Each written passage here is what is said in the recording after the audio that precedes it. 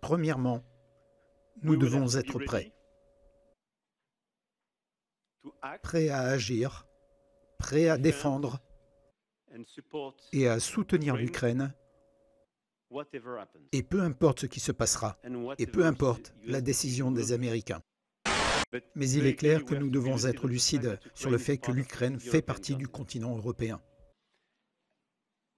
Peu importe la décision américaine, nous devons être aussi courageux dans nos décisions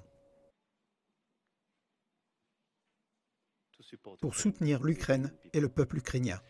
Et nous devons suivre la ligne stratégique actuelle, à savoir qu'il est impossible pour nous tous de voir la Russie gagner cette guerre. Car dans ce cadre, il n'y aura plus d'architecture de sécurité sur notre continent s'il y a une victoire russe. Quel serait l'avenir de toute l'Europe de l'Est? Quel serait l'avenir du Caucase?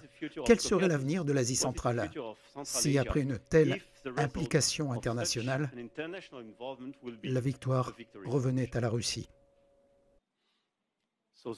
Les coûts réels à court et à long terme d'une victoire russe seraient trop élevés pour nous tous.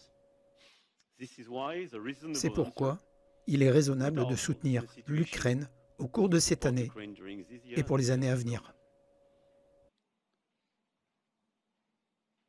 Quel qu'en soit le coût, quel qu'en soit le prix.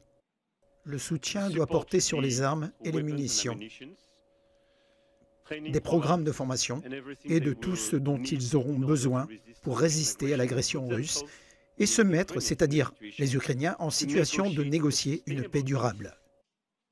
C'est-à-dire une paix décidée par les Ukrainiens et une paix respectant l'ordre international et les règles internationales.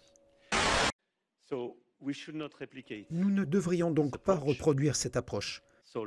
Diversifions nos relations, mais refusons de dépendre de qui que ce soit d'autre. Lorsque nous parlons de notre énergie, nous devons produire notre propre énergie à faible teneur en carbone, ce qui est plus honorable. Plus de nucléaire, plus d'efficacité. Des solutions européennes, c'est le point de départ de notre sécurité à moyen et long terme.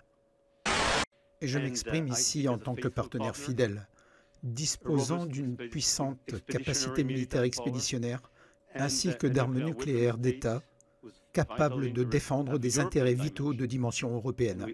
Et nous offrons un dialogue spécifique à ce propos. Et pour moi, il est important de réitérer ce point devant vous.